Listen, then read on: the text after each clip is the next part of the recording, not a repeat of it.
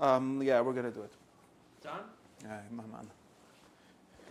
The Ketzera story is that we were talking about this problem about what was the problem that we're talking about?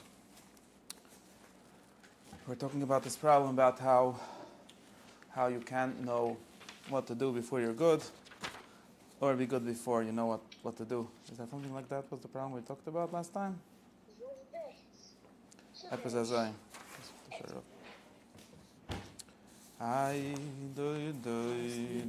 Last week? Is that what we were talking about last week? 2 weeks ago? Last week? When was it? It was last week. Last week we talked about that thing called... I just want it out of the thing. We talked about the thing called... you can have it if you want. I need to bring the plates. I didn't set it up nicely. We were talked about the thing of the thing. We're just... Okay, I'll tell you where we are. But why isn't my door closed and stuff? No, that's good. That's for you.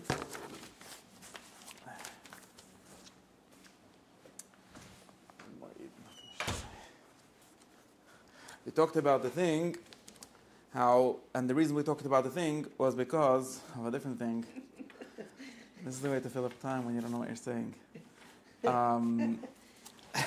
What we talked about was that since the Rambam was discussing that there is something called someone who knows that he's sick in the moral sense, and still.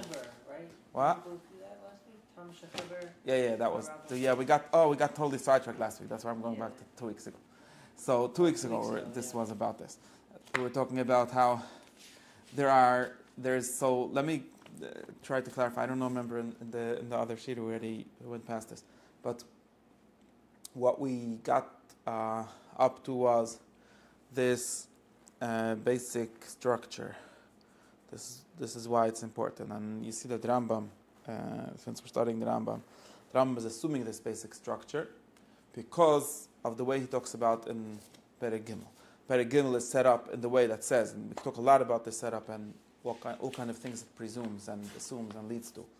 His setup is that there's something called Choli HaNefesh, which means, and he goes on to say, it means that you like the wrong things, and does the analogy of a sick person who has the wrong appetite. But that's really just to explain what it means. What it means to be sick is to like the wrong things, or he calls it to imagine that good things are bad and bad things are good and sweet things are sour and so on. That's what it means.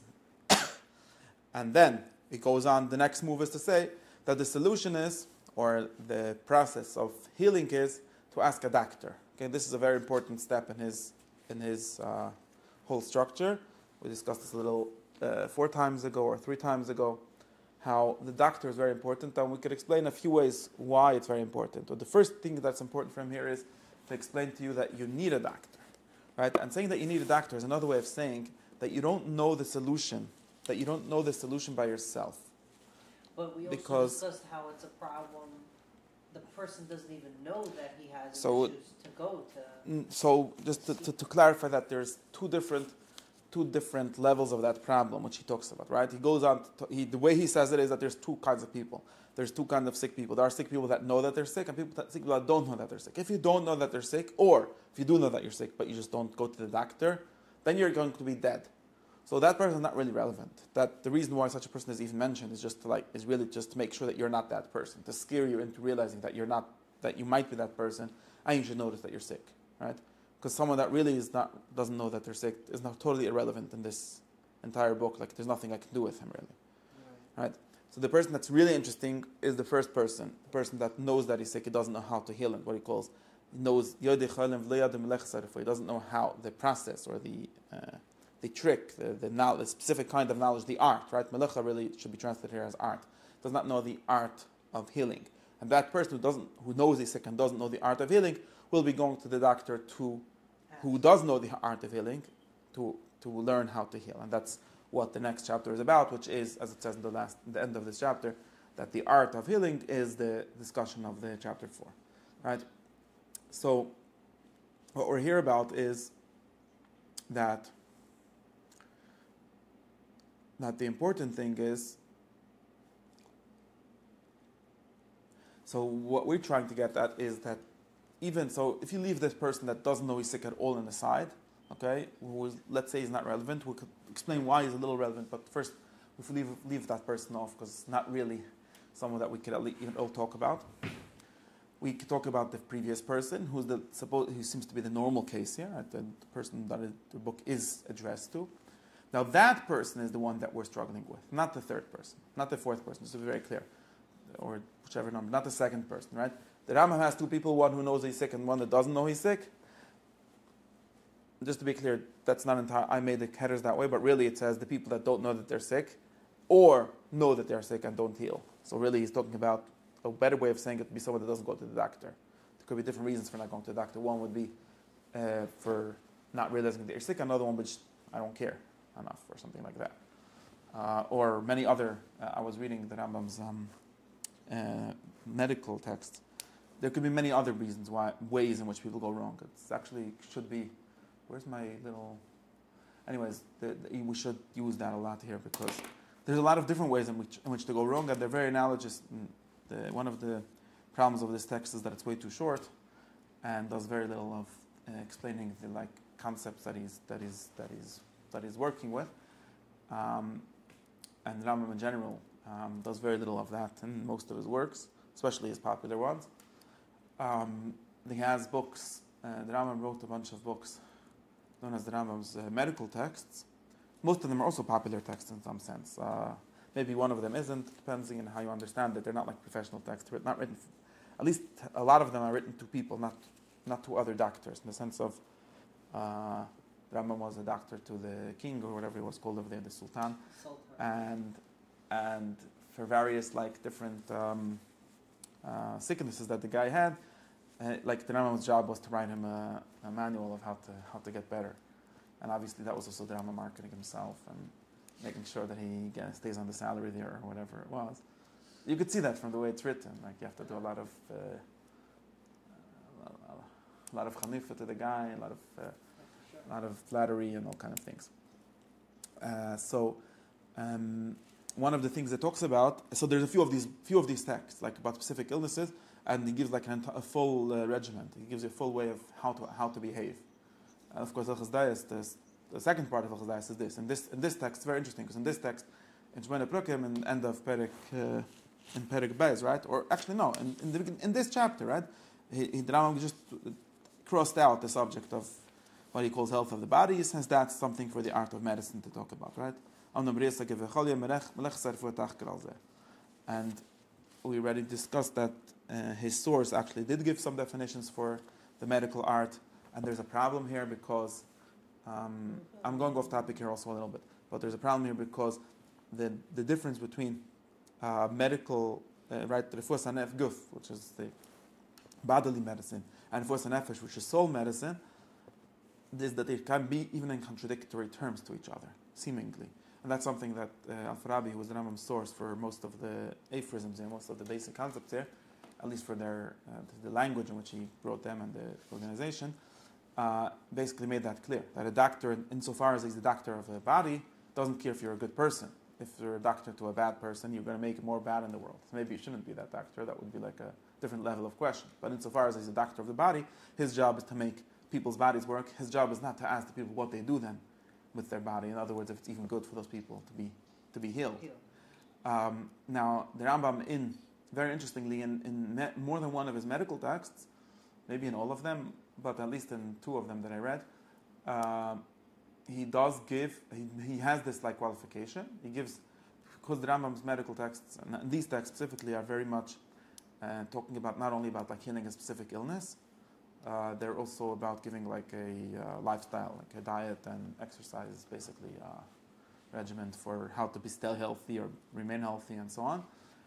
And one of the things he always gets into is talking about health of the soul, in some sense.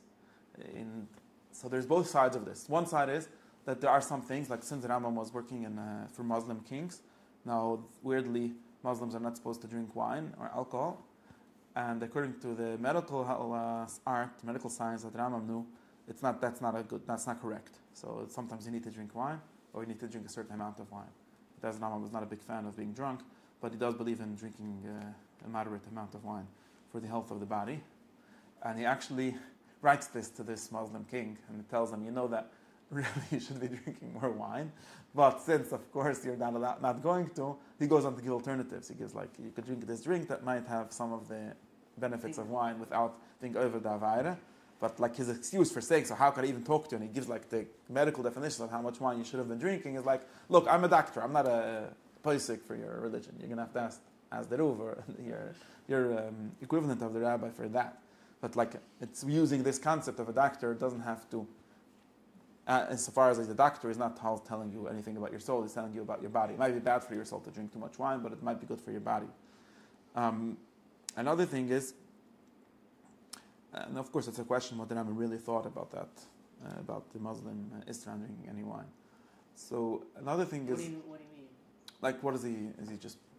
Okay, is he playing with... Playing around? Yeah, like maybe, I don't know. And the same way, but a more interesting thing is that on the other side.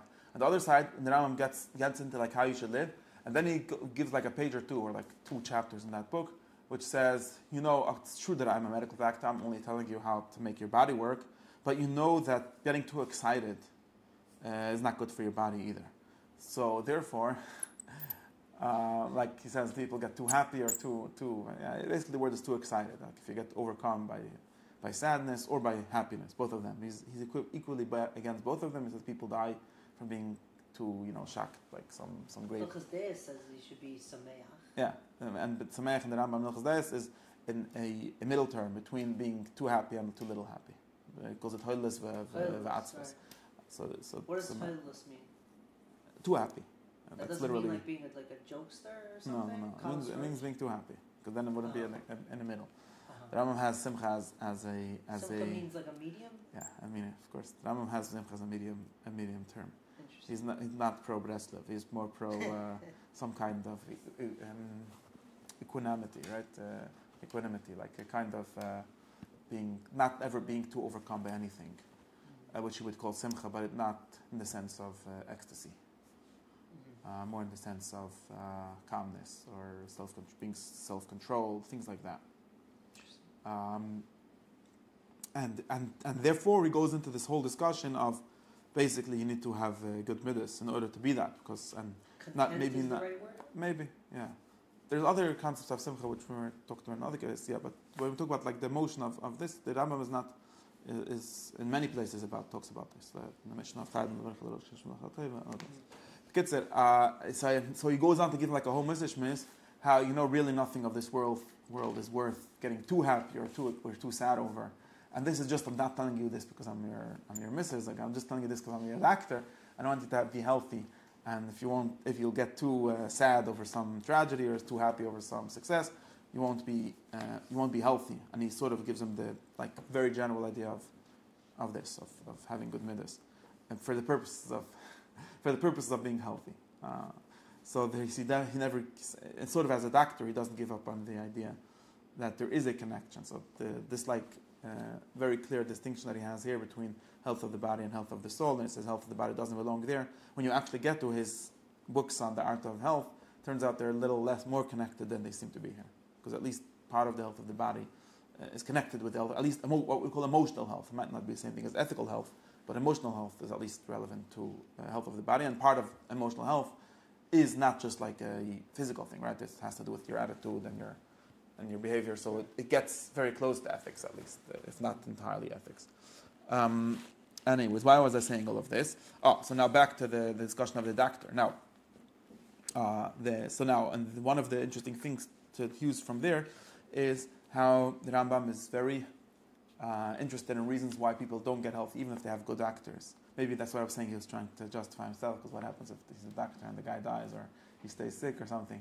So he has to figure out, it's always a very complicated thing.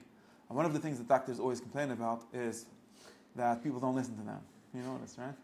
Like the doctor, if you would have listened to all of my advice, you would have been healthy, but since you're still smoking and you're still obese and everything, so can't help you. So that's actually one of the things. Aristotle already has that. Aristotle, this like in medical imagery it's in Aristotle a little bit, and it's a lot more in Plato, and a lot more in the doctors that Rambam read, like Galen, who was a very important doctor, but also wrote on ethical things. And of course, Al-Farabi, who the Rambam is directly copying from, and they're using a lot more these medical analogies. And why am I saying this? And the Rambam, as a doctor, probably likes that because that's like his art. That's his business. That's his profession. But one of the problems with doctors is that it's not enough. You need a way to get people, even as a medical doctor, you need a way to get people to listen to you. And you get into all kinds of problems. What if there's a conflict with other doctors saying differently? And there's all of these like practical issues of how you get the people to listen to the doctor and how a doctor can actually be helpful, because the doctor isn't the one that's becoming healthy. A doctor is always another person who needs to convince the person to listen to him. So the Rambam has a bunch of like musr over there that you have to listen to the doctor, and a bunch of different advice about what to do if there's conflict in different doctors, like a whole conversation. So that's something that he's interested in here also, like convincing you to go to the doctor. And this thing is like, if you don't listen to the doctor, if you don't go to the doctor, you're going to die. That's something that doctors say as doctors. You see, it's not, I said this last person is really outside of the discussion because it's like, he's not here, so why are we talking about him?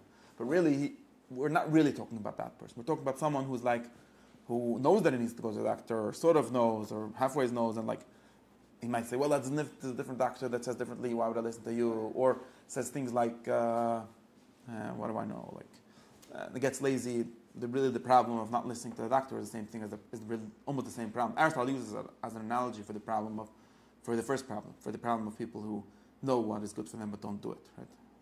Which is very, what? Being lazy? We're not being lazy. This is the problem of what we call weakness of the will, krasia in Greek, or the problem of knowing, of the basic problem for which the Yetzer Hara was invented, right? The problem of knowing what you should do and still not doing it. Like how could it be? And this also connects to the problem of knowledge. Like how much does knowledge help? That's what we're getting to. Or what is knowledge? What is ethical knowledge for? And so like what does it do? Even if the doctor does tell him, then what? That's still not enough. Yeah. Right. So you still have this other step of actually listening to it and actually doing it. So like a big part of his like rhetoric or discussion here is about knowing. I have other thoughts about why he might be so interested about people that don't know, but we'll get to this. But first we have to talk about the first thing. So the main person who this is always it's both the main person, or in different ways, right? What we're saying is it's addressed to these different kind of problems in different ways. Like the ideal, the like central person who an ethical work or any ethical work really is about is someone who realizes that he's sick but doesn't know how to not be sick. That's a way. Now that person himself. Let me finish what I was talking about. That person. Then we'll talk about other things. That person himself is very weird. Weird in the sense that it's hard to understand, and if it's hard to understand, it's probably also hard to work with because we don't know what we're working with. Because they already assumed something that solves some of this question of what thinking helps, right? Because it's not the case. If you would have a very like we discussed, if you would have a very simplistic understanding of what a human being is, of how these things work, then you have this like imaginary like Yetzer Hara that you're just fighting with and so on. Then it might be easy to discuss, but it's not really like that. Since at least in the framework that we're working with here is that the knowledge that we're discussing and the midah that we're discussing, what we call midas or characters, are almost the same thing, right? It's almost hard to describe how they're different, because you remember when we said sick doesn't mean either the sensory sense, right? It doesn't mean I find pleasure in the sense of sensory pleasure. Also doesn't mean I think wrongly, because if you think wrongly, then that's a different discussion, right? What it means is something like I like the wrong things, right? Now, liking the wrong things is literally a kind of thinking the wrong things, or almost it's something, right? We discussed how maybe it's something. We discussed how it might be something. It might be something such a tzahef. It might be something. Is it annoying me? Yeah. It might be something in between knowing and doing, or knowing and literally feeling, but it's a kind of belief or a kind of thing that we see. And even more than that, I can make it even more complicated. This is really what we got at also in 2 shirim ago. since the right thing over here only means what reason says is right, according to reason, right? Because we don't have some kind of model where there's some like pushings and some like things that are bad in themselves. When we talk, this is the doctrine of the mean midas of derech hamtzos, right? Which says that the correct one, which you should like, and not liking the correct one, correct only has a meaning in a reason sense, right? Correct means what reason says is correct. So liking what is incorrect really means judging wrongly, right? It's not like I know that this is unreasonable, because to see the middle, to see the correct in between, the correct one is already a kind of seeing. It's a kind of judgment. And judging incorrectly or liking incorrectly is really a kind of judging incorrectly. And it's very close. These things are very close to each other.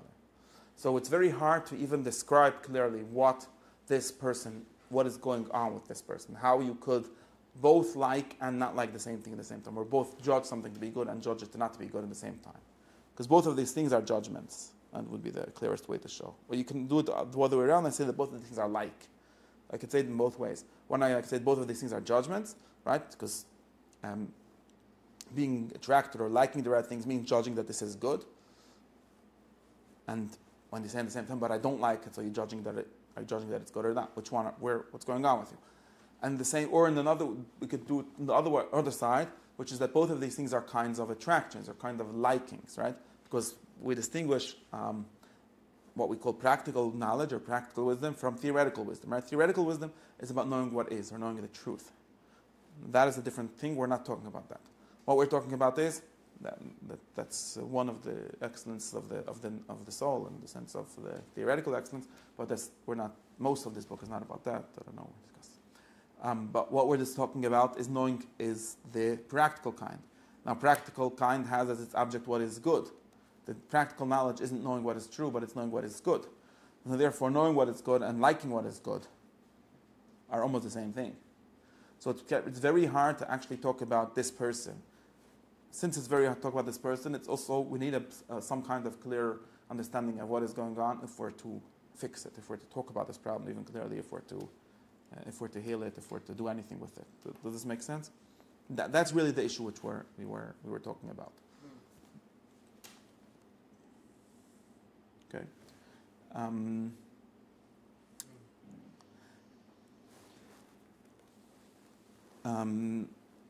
The other kind of people, we should talk about a different time. We should make a different. We should make a note that we should have another class about, and then we should get about the psukim and stuff. At all? Yeah, the Rambam goes on. He has a bunch of psukim for that. I think that's a different discussion. We're not, or at least to the extent that it's. Is he completely like unsavable or whatever? Or that's what it says here. But like I'm saying, I don't think he's really addressing that person. He's addressing something that could be that person. Well, and he's telling you not to be that person, right? And the reason why he's telling you not to be that person is because everyone. How could you tell a person? Exactly. Yeah. What I'm saying is, I think there might be other things, but I think that what he's saying, the main reason he's saying this is because you are and are not that person. Because everyone, by definition, meaning to say you could be that, because the definition of being sick is being someone that doesn't know that you're sick. There isn't really someone that's sick and knows that they're sick. That's what I'm trying to get at in this whole thing. You're like, there is right, because sickness is a problem with knowing. It's not a problem with anything but a kind of knowing. At least a specific kind of knowing. Then how could you be considered sick? Right.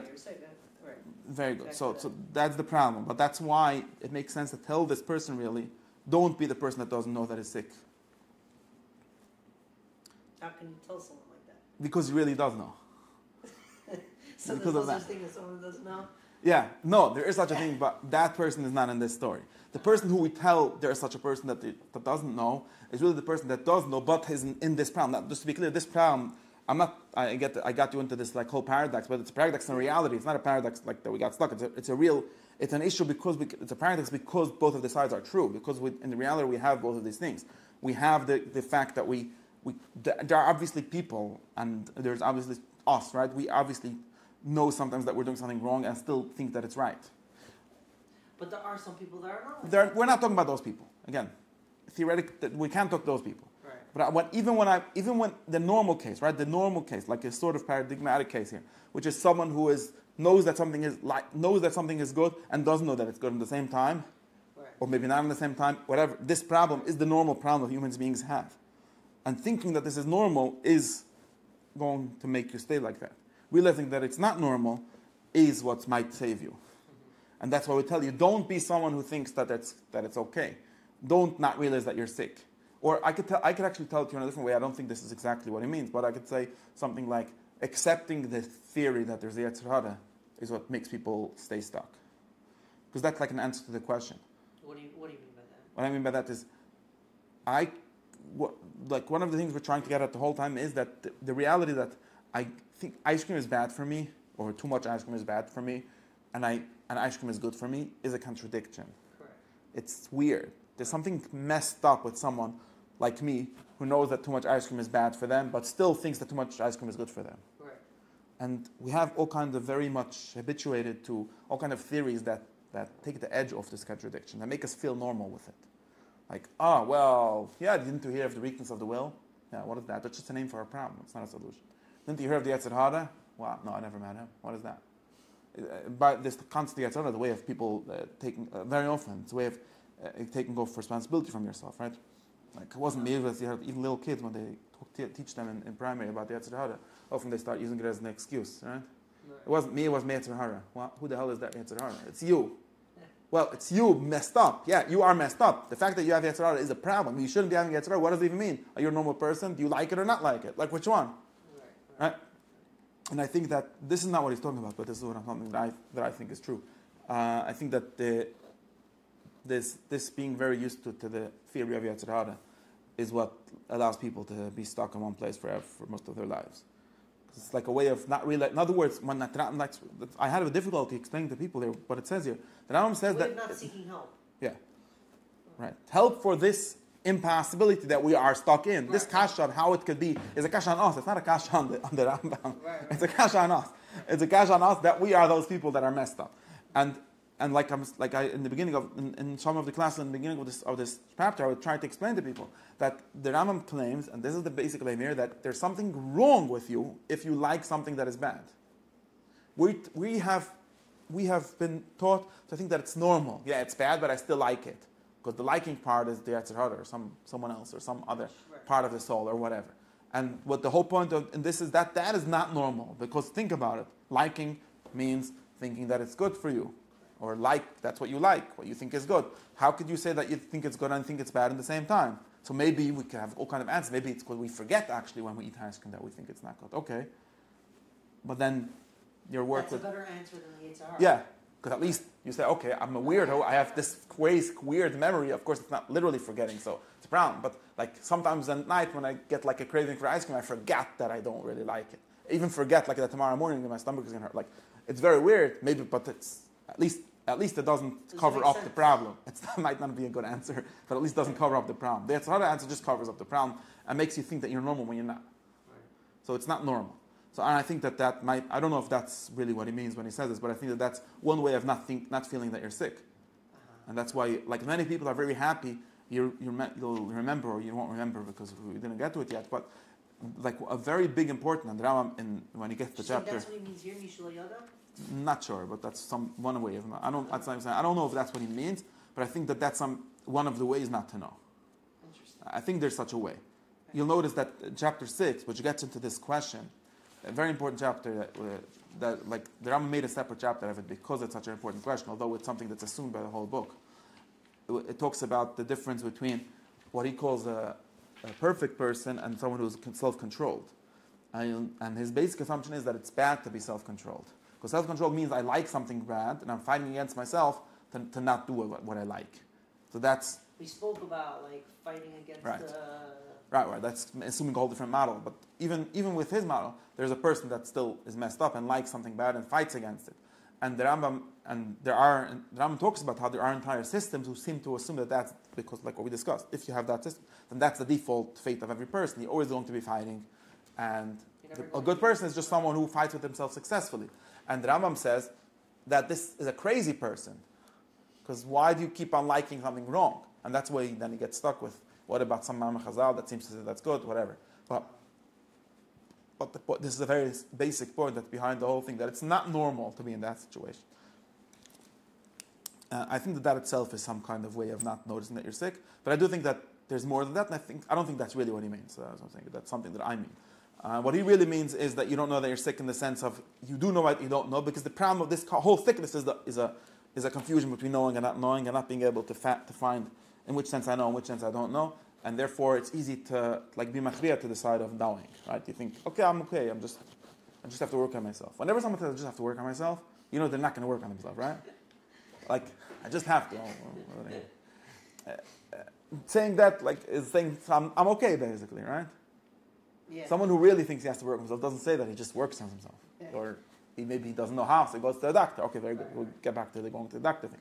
But I think that's... So, there are people that he has a conflict with, right? There are people that have a wrong ethical system. The good that they're pursuing is wrong. But we're not talking to those people. We might be talking about them also, but I think mainly you're not talking to those people. Mm-hmm. Okay?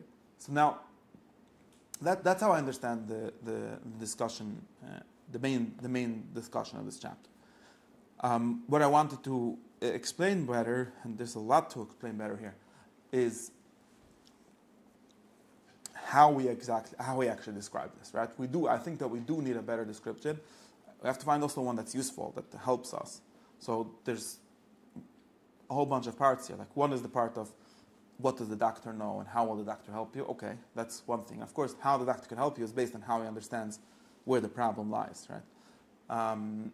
And there's the question of what kind of work does the doctor have to do, and do we actually need a doctor? Why does he keep on talking about going to a doctor? And there's the contradiction that we discussed. I'm not going to discuss today, but there's a problem here with, okay, if you just go to a doctor, why does he close the book and give you the phone number of a doctor? He doesn't do that. He gives you instructions. There's a question about that. So meaning that he doesn't really mean what he says? Not sure. Does it mean to say literally go to a doctor, or does he believe that there's such a person that's a doctor? Right. Or is that all? Maybe that's also, maybe there's not enough. I don't know. I think that's an important question. But I'm leaving that off for now. Okay. What I want to describe is something of what he thinks. What is the description of the problem here? What is this knowing and not knowing and all of this kind of stuff? Okay. So now there's a whole bunch of things that we could talk about. Where do I start? I start with, where's my note? I always said where I'm going to start. I forgot. Yeah, I start with the question, to what extent, I'm also going to finish with this today, it's around 9:30, but I start with the question of what is the connection between knowing and doing. Very important question. And the reason it's important for us is that we are very used to a theory where they're totally different. Even knowing, not even talking about knowing, does a mathematician need to be a triangle or something? Because those are different kinds of knowing. Knowing of abstract facts or of theoretical truths. We're not talking about that because those are not things that imply any action, right? But knowing that something is good does imply an action, because knowing that something is just another way of saying you should pursue this. This is good. That's what good means. Good means something that should be aimed at, so something that should be pursued. In this sense, that's good. The only way of knowing that is by doing it, or maybe and maybe not. We're looking at this. Okay, that's what I said already. Maybe, but because you said it's a little mixed. Okay, so I'm going to start. I'm not going to. Yeah, I'm going to start with this. But going back to what normal people in 2026. What's now 25 still? Think. They're going to still think in 2026. Normal people are taught to think, or we're used to thinking, that knowing and doing are entirely separate, right? So, even for knowing that you should do, right? That's the weird thing.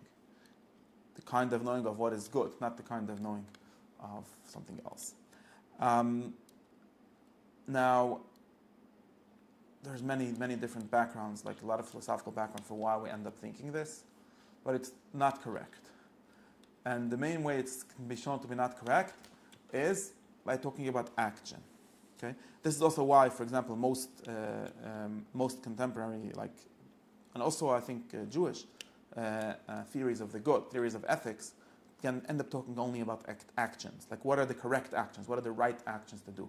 There's very little talk, for example, about intention. Right?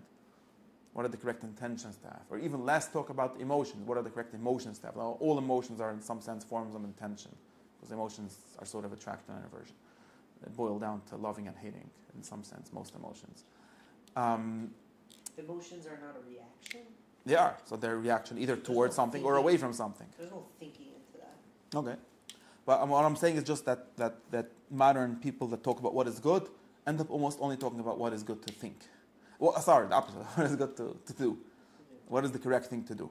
And even halacha people, and you have to do a lot of convincing. It talk about Musa, talks about what you should feel and things like that, and whatever, it becomes a whole complication. But in general, people think like that. And the reason why we think like that is because we think, for some funny reason, we think of human action as something that can be described, that can be understood, that can be done, really, entirely separate from any story. That's a way of saying it, from any story. Okay? For example, like there's some things that you do, like an action, like if we think that an action is a physical thing. And if I tell you something, and this is a language that Aristotle says, if I tell you a sentence, animals don't do things. Animals don't have actions, don't have activities. You look at me probably that I'm a shige. Yeah. Of course animals do things. Right. Okay, non-human animals, right? Humans are also animals. So the Heilige Aristotle said, humans are the only things that do things. Animals don't do things. Animals have no activities. That's what he said. Now why does he say that? Not because he's Meshiga and he never knew any animals. You know what I mean? The reason why he says that is because of a very simple thing. Because when we describe a human action, we do not actually mean the physical moving of mass or something from one place to the other or something like that. And this can be seen very easily. And we tend to unfairly cut these things off from their meaning. But for example, if I go and I see someone, I don't know, let's say, like to try and talk about like some ambiguous action, right? Ambiguous action in the sense of the fact of the action, right? If I see someone talking to someone else, okay? Now what is he doing? Well, I'm talking to you. That's probably, firstly, it's possibly not true. Maybe I'm just talking and there's a shear and I'm talking to the YouTube and you happen to be there. I'm not even talking to you. There's no way or no way, or very little way of knowing the answer to this question, what am I doing, without having context, without knowing, okay, you're a guy that comes to the shear, and therefore, probably I'm talking to you in some sense also. And then maybe you could see, before he asked the question, so now he's answering the question, okay? So for example, this word answering a question, right? Where's the activity, that's something that I do? I'm answering your question, right? So that presumes a whole story. It presumes a certain context. You were there, you're a person I care about in some sense about answering his questions, and therefore when you ask the question, I'm answering it, so I'm not talking to you, I'm having a conversation. What is the difference between talking to someone and having a conversation? Those are not differences that we can distinguish in terms of the activity. Animals don't do neither of these things. They don't talk to people or have conversations. Okay, happens to be they don't talk, but you understand some analogy, right? Well, maybe even animals do have some, but in any case, you understand what I mean. Basically saying there's no context for exactly. animals' actions. Or at least... They just do. Right. Maybe they're just driven by certain things, but they don't choose, right? Another way of saying is they don't choose. They don't choose. And to talk about human action implies choice, right? In the same way, if I see a pen falling out of someone's pocket, or I see a pen falling out of a car window, it could be falling out, or it could be someone threw it. And the difference between that is that someone do something or someone didn't do it. Although it might be that my hand literally pushed the pen in the same exact way. Like if you would have a purely physical description of what's going on, in both cases, my finger opened and there was some force applied to the pen and it flew out of the window and the wind pushed it. All of that is the same exact. But the only difference is in my head, right? Or you could say, if you don't want to leave entirely in my head, you could say in the context. Here, I chose to throw a pen out of the window. In a different case, I didn't choose to do it.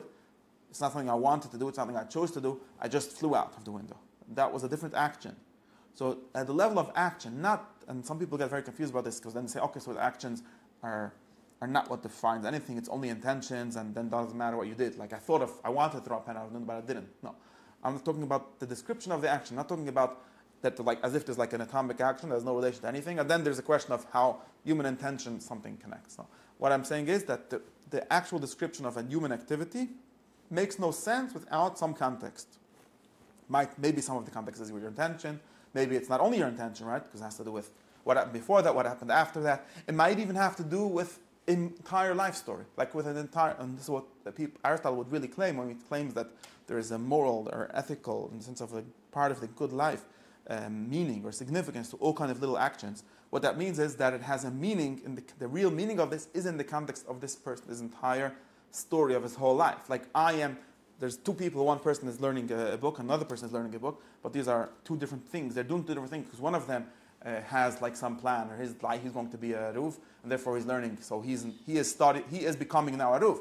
Although the other person is just reading it because he's curious. They're doing different things. Not because there's a difference in the level of like what they're doing, but because there's a difference in the story of what they're doing, right? I think that this helps a lot in Lamdas. If you get into halacha about theory of action, you'll see that many people are very confused about this, because they have this very much too strong dichotomy between thinking and doing, or even between intention and doing, or between context and doing, right? I could be moving something and I'm doing some whole different activity from someone else. And there's McIntyre in his book gives examples of this, like very nice, that I don't remember. That's can't hear his name. Like he gives like these examples where you like see two people meeting on a street, and they're giving something to someone else, and like based on you need to know the context of the story. There'd be totally different actions. Like you could imagine, like if you do like people watching, like you can imagine totally different stories. And those different stories are not like something that's not in the action. They're just we're missing some knowledge sometimes. But it's really, if I meet you on the street and I give you an envelope, what happened? Well, if you're my employee and I'm paying you, so now I did an action of paying my employee. If you're a spy that we met up to give you the secret, that's a whole different activity, right? The thing is different. It's not the actual action in the sense of like physical level is the same, but human actions are not really that. Their significance, their meaning, right? The meaning of the action is not in the action. It's in the entire context. And this is why, says McIntyre, for example, if you don't have context, you can't have any ethics. You can't have morals. You can't have good things, because we tend to think different. Like we always like this very disconnected. A good thing is something good. No, a good thing isn't never good unless it plays a role in some, because it doesn't even make sense. It's not even an action. It's not only isn't it good, it's even nothing. Like if you're in a desert, maybe there are some things, because that's also a context. There are some things that are good to do there. Okay, but most of the things that we do, or when we talk about what's good, we mean that in this whole story, that is something that's going to make you closer to your goal or further from your goal, or it's going to help the other people around you or hurt them and so on. So you need those people there for it to make sense.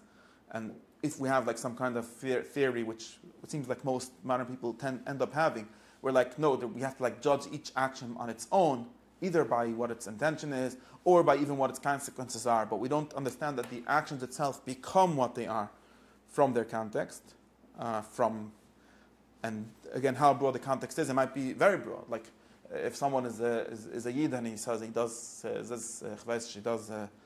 matzah on Pesach, right?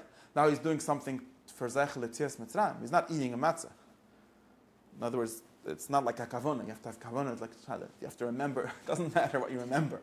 Right. It's because of the reality.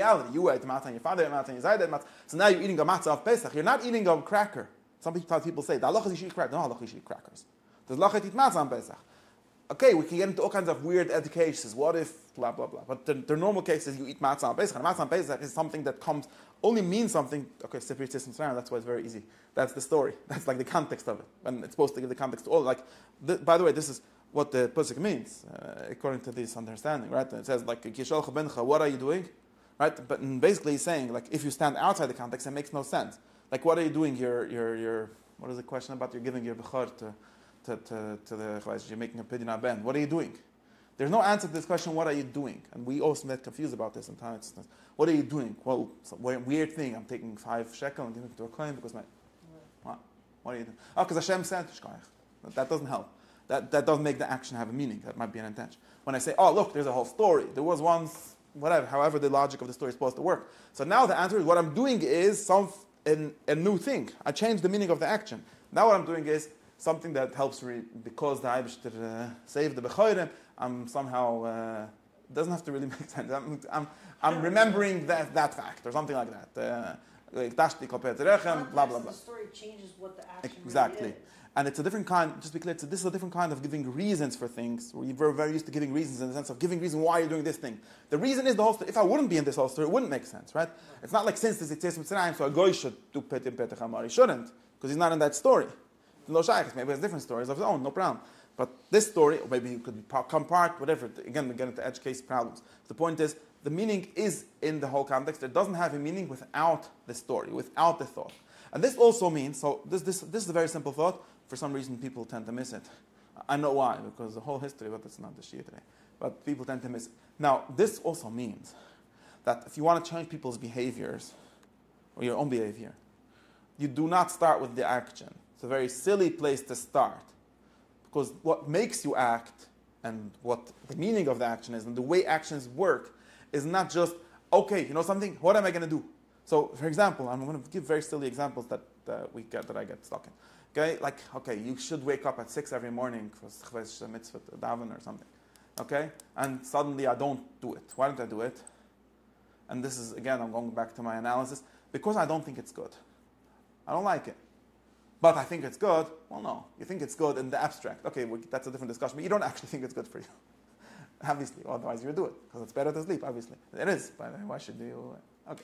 Now, but for example, I'm just giving you an example. That without word this, I pushed in another aspect. But let's say I want to change it. So I could change it. And it's so funny. I've seen so many people do this and they don't get it. Like Mamish Giach used to say it. And like this. Mamish Giach used to say, you don't wake up in time. You'll still have a job, and you'll wake up. So the reason you're not waking up is because it's not yet true. But he didn't realize that that doesn't work yet. When I'll have a job, I will be doing something else by waking up, right? If I have a job that I understand that it's needed, it's either a need or I even like it, that like medrash. So then I'm not waking up. There isn't, like the Mashgiach had this funny imagination, like the previous matter we discussed. Like there's this power pushing you into bed, a magnet. Then there's a counter magnet to get you up. And you're saying, what do you mean I have such a strong Yetzirah? I'm not going to go. So he's proving you from the other story that you do have a strong enough magnet to get you out of bed. So why are you not doing it now? Stand off all this trick. So now what I'm telling you is that this is nonsense. This is like forgetting about how people work. In this story of a Bachar Yeshiva that needs to wake up for the Seder, that's not a story that I buy so strongly. It's good enough. I'll come for the 4th time when you throw me out the next day. Okay, I'll come for 2 days then. For that it's good enough. It's not good enough to wake you up every day. How do you change it? Not by like applying more pressure to this like spring that gets you out of bed. It's by changing a different story. Now let's say I have a family, I have to provide for my wife and children, and in order to do that I have to work. Now I'm not waking up. I'm not pushing myself out of bed in the morning. I am a person who has a job who wakes up in the morning. It's a different activity. And of course, that activity, it makes sense. It's correct. That causes me to wake up. If the Mashgiach would understand this, he would think of changing your story. Like he would realize that he's telling you a bad story. Whatever the story is that you reason for him to wake up is not a good enough reason. In other words, maybe he thinks it's good enough, but obviously it's not working because people didn't buy it. So we have to change the story. And I think there are people that are smart enough to realize this, but in general, the language that we get is totally missing this. And they think like we even I have a raya, kalvachoyme. You see that you like making it like a raya from. Yeah, you see that sound like because and the reason why this kalvachoyme people think that it works is because they don't realize that our actions only make work because of a certain context, because of a certain story that we have in our head. This is not like psychology. This is understanding of what actions is. And therefore, so says, for example, says Aristotle, the first thing like when he starts, and of course there's these like limitations you have to, that you mentioned before, that it's very hard to start by explaining what the good is. You need to have some kind of practice first. Okay, forget about that. Let's say we do have somewhere to start, because all thought is we start somewhere and then we refine it, and then we go back and we refine it again. So that's, you understand, it's not really like, we don't really get stuck in that, because all thought, Aristotle says this, all science starts with like we notice something empirical, right? I see that Newton sees apple falling, and then he tries to make a theory of it, and then he checks it again. He makes abstractions, see if they work. That's normal. So we see something is good from activity and okay from our education side. That's why we talk about education in the other places. But now I'm struggling somewhere, right? I want to get better. I want to be perfectly good. So now you think, okay, so the answer is do everything, do more. And there's not doing more. You need to show me, and in his languages, you need to show me the goal better. He says, and I printed out the page. It's this page, because I went looking all the places where he says that the knowing would help. There's a whole book about it, but in the previous book it says... Which number? And number 1. You see a number 1? Yeah. That's the first one. There's more complicated ones. And in the first one it says, skip all the way to the last thing. So, it talks about how there should be one goal, one end in everything, because otherwise we'll be stuck in things that are goals for other things, and then where does it end? But anyways, if there would be a good, which is the highest goal in life, then would not an awareness of it have a great weight in one life, so that, like archers who have a target, we would be more apt to hit on what is needed. So he has this image of a target. Okay, and if I would go to my mashgiach and say, look, I have this target, I'm supposed to reach the middle, happens to be I'm keeping on going there. So he'd say, you have to be mischazik and you're aiming. Yeah, thank you very much. But how do I do that?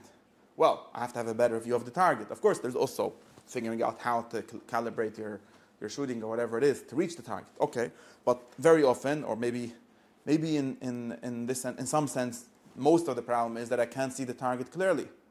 Or I see it, but you know that a lot of actually hitting the target is to know how to see it clearly, right? Because a person that's naive, he thinks that he's hitting the target, but really, for all kinds of reasons, you have to turn a little less or a little more according to how far it is, and you forgot about the wind. I don't know, all kinds of things. So there's seeing a lot of what you're learning is not. It's like someone would say, I already know how to hit the target, but I'm just not doing it because I have a Yetzer Hara. Right? Like our Ilkman story. That would be very dumb. What I have to teach you, and it could be that part of the teaching is just a habit, right? Maybe part of it is someone that has experience, so he knows how to see the target. But it's not only that he knows how to hit the target. There's nobody that knows how to hit the target better. There are people that know how to see the target better in relation. That's good fine motor skills, right? Even before hitting target. Like, you know better how to catch the ball and to see it where it is, and then you get it right away, and you jump not too early and not too late, and so on. So it's actually learning how to see the target, which will probably give us at least a better chance of hitting it. And in the same way, if the good is the target, this is his language, right? By the way, this is also the Torah's language, right? You know that chet, the word chet, which we translate as sin, really just means missing the target, right? Like l'hachti asam haTorah, there's such a language. And chet means a stia, like a miss. Really, the word sin should be translated as miss. Like there's hits and miss. I don't know. If you hit sounds like a bad word, but I don't know what's the opposite of a chet. But a chet literally means missing the target. And sometimes it's literally used in that way in the verb. So, and why are we missing the target? At least it stands to reason that seeing the target more clearly would help us hit it. And he says the same thing later when he talks about practical. I didn't bring it here, but he talks about practical wisdom, which is more specifically the seeing the good. Says that we always have to we're either sharp, getting closer or further from the target, but we have to be able to find a way to see the target. Otherwise, we can't do the activity. Since part of the activity is that what it means to do something good is to aim towards the correct thing in the correct way. So part of doing this is why it makes sense to say that ethics is a study of practice, right? That the goal of this book is, it says somewhere here, the goal of this book is not to know something, but to do something. I think I brought it here. I don't see it now. I thought it's in the in 3 lines before the bottom of the first page. Since the end of hearing this is not knowing, but action, right? It's not about you have a nice theory, but studying action. Part of action is always something that's goal directed. All human action. That's what it means. Maybe there's non-human action that's not. We can discuss if nature has goals. That's like a physical, metaphysical question. But for sure, human activity has goals. And therefore, refining the goals and refining the ways of seeing those goals and finding those goals and knowing how to find those goals in all kinds of situations, right? Maybe there's a problem. Maybe a big part of finding the middle, the mean in human action is what is the thing that I should be aiming at in this situation? Okay, that's true. But it's always all making the action better includes within it making the end, finding the target better.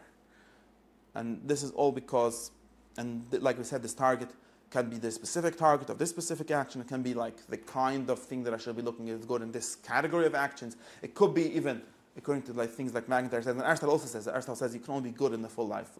A good person is someone whose whole life is good. Because being good means your whole life was directed in a coherent way, like a coherent story of your life. Otherwise, it's very hard to even be good, because part of being good is, in this way of learning, I am the kind of person, I am becoming the kind of person that does this. I'm aiming to be that kind of person, or I am already this kind of person who does that. So you need the whole person. And the person person doesn't mean a body, it means a life story, right? When we talk about person in this sense, and the soul, when we talk about a soul or this level of soul, we're not talking about some static thing. We're talking about the person, this story of his life, the narrative of his life. So you might need all the way from the narrative of your whole life, and maybe, and Aristotle also discusses this, maybe if and for sure, like religions like Judaism, will have like a history, would include in this goal all of the history, or maybe all of human history, or maybe all of your family's history, or whatever, because your activities are part of that story. They only make sense in that story, and you have to understand that story better in order to know maybe what the future of it is, or what the past of it is, or what the basic form of it is, and then, and the same thing going back all the way down to one specific action, you know, like what the goal is, like what am I aiming at? This is why, and this is not the Rambam's point about the doctor here, but this is also why the like exemplary person is very important in this system. We talked about this a few times, right? Because that's like a picture of what the goal would be, or this image of like what a perfect person is, or like the theory of what it is, and so on. But anyways, I think that's enough for today. That's like my first very important thing, where unlike what people think, activities are not a separate thing from their goals, at least not human activities. And therefore, to make them better, and since better just means hits their target, the correct target, maybe you have the wrong target, so you have to learn what the correct target is, and then it maybe even automatically you'll hit. Maybe there's some parts of like being wrong is a wrong ways of hitting the target, or maybe people have like literally perception mistakes, like, you know, like learning how to do art, learning how to even like aim. A lot of it, like I was saying, is a way of seeing, right? And, if you're learning how to do like representative art, you have to learn how to see the world in a way that you could then represent in your whichever art form you're doing, because most people don't realize how to see the world correctly. Like, you know, like when you tell people to make a picture, they make everything too big and too small, and they don't know how the perspective. And when you see it, you saw it correctly. Why can't I just make a picture? I have to study that, because I have to study how to see the world, what my aim, what my target is, and it's an intellectual thing. Of course, maybe the only way to do it is to practice it, but you are learning something in that. And the same thing is for virtue, for how to be a good person.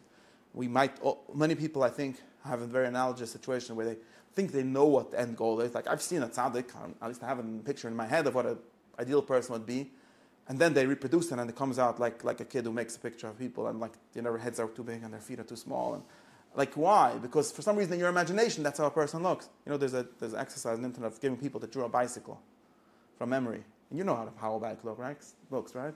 It's like 80% of people make something that has no relation to a bike. There's wheels, and you think about it for a second, you realize, firstly, there's difficulty in the technique, but that's the smallest issue. Like, people don't realize how people have this like very lossy pictures in their head. That has to do with how perception works. But people you don't realize that in order to draw a bike, you have to know how to look at it. Like, wait, how does the front wheel actually connect? And you'll know, I have to send you the link. You'll see it's very funny. People totally messed up how to see. Like, you don't know how to see the world correctly. You know, of course, how to ride your bike. And so for that purpose, but not for the purposes of making the art, the representation, you don't know that you have to study this. And it stands the reason that for the purposes of acting correctly, we often have similar problems. Like, we know how an ideal person what is, but we don't really know how to do it. This is why even when people try to imitate like the ideal people in their head, or that they read in a story, it comes out very funny. It's almost like the kid that makes the head very big, and like the proportions are all messed up, because like that's how it seems to look. You thought that's what you saw, but it's not what you saw. So we have to study what you actually saw and what the goal would be. And then, I don't know if automatically your activities will be good, but at least you'll have what to judge it by. So that's like, you'll like the correct thing. And then we have to get, and maybe in the next class or in some next class, we could try to talk about what the smallest level of this is. How we have all kinds of levels of knowledge here. Just talked about the biggest level in some sense, but this level has to go all the way down to a specific action and then you get to the level of literally habit, which is in some sense just the habit of seeing the right thing in each action. Okay, that's. What if this whole shear make it a worse problem of finding a doctor? Because now every person you can't just find the doctor. The Rambam's not going to give you a number. Why not? Because now every person has their different narrative of why they do things. Well, also, but so you need that point is problem when we say it this way. Each person should be their own doctor. Not each person, because at least, yeah, there are some. There's a problem here, but that's the problem of particularization. In other words, Aristotle and Rambam for sure think that there's one good narrative of a life. There are many ways specific, like you could have a different profession, you could be living at a different time and have different things. But what it means a good life is like some general form of that narrative, which is the only one that's good, or at least almost the only one. It's a complicated thing. it's true because of the way I said it, it becomes very complicated. Like it's true, like could a Jew go to a non-Jewish doctor in this sense? Maybe only in a very general sense, because like if you go to the Rambam does Aristotle's ethics, but the Aristotle doesn't tell you to chocolate live, and the Rambam definitely thinks you should, right? At least if you're a Jew. So some part he isn't learning from him, and this is really a good question. Like it's a very complicated question, but it probably what he would tell you is that some level of the narrative, when we talk about the good human life, we're talking about the narrative form of human life, but when we talk about it in universal terms, which is definitely what the Rambam is doing, saying like a perfect human, someone who's not too angry and not too, what we discussed earlier, right? Not too excited ever. That's a general thing. Now, what is he too excited about, and how maybe there's some differences according to some situations, and some people, because of the kind of life they chose to live or they live, need to have a little more excitement. Yeah, that level of particularization, and that might be also where a lot of people go wrong. It's not. It could be that there's a big problem with that. But that's the solution. But figuring out the problem, right? Why do you like this? That all comes from the narrative. That all comes from. So you need the doctor to diagnose why you are liking the wrong things. No? Yeah, but when I say narrative, I don't mean like the story I tell myself. I mean that's what I mean is like the correct story I should be telling myself, or the correct story, the correct way in which a life should unfold.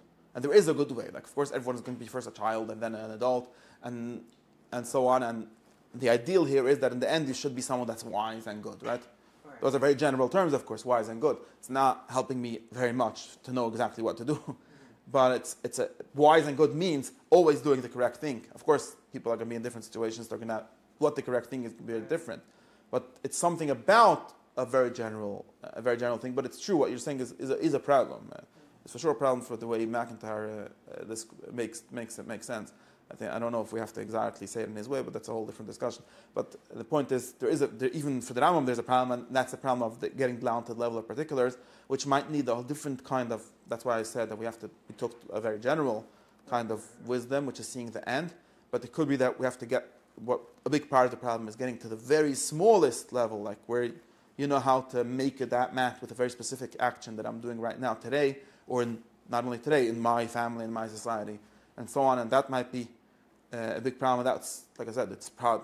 I don't even know if the Rambam literally means you should go to a doctor. Of course, he also means that. But yeah, to find the right one, it's true that it becomes a bigger problem.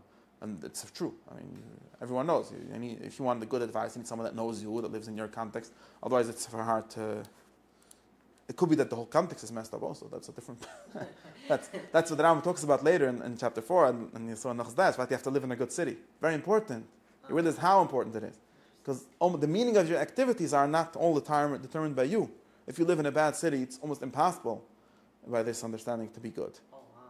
Not only, like, we always understand, okay, you're going to learn bad midas, but they're going to make the bad midas good, right? Because for this city to flourish, you need to have bad midas, and it's not going to flourish. It becomes even a bigger problem. Yeah, these are problems. Okay, he says that on the days, or here. Yeah, both. And the Rama always talks about how the environment is important, and according to this way of understanding, it's not just because you learn things from your environment, like people understand that. It's also because what you do is determined by your environment, and the meaning of it means what your environment teaches you, and what your environment needs, and what it structures what you're doing. You what is good in order to yeah, that's a small exactly, but that's like even that is a smaller issue. The bigger issue is because of what we're saying, that what you're doing means. Right, so and that's why that was also our class on after Shvius. That's why hopefully some of what we received as being born Jewish is a good environment, at least like throughout history, and we remember only the good things and not the bad things. So it gives you a possibility to be good. It might not even be possible for a person himself to be good in this sense. It might be in other sense. Yes, this is the question. Yeah. Press my red button and shine.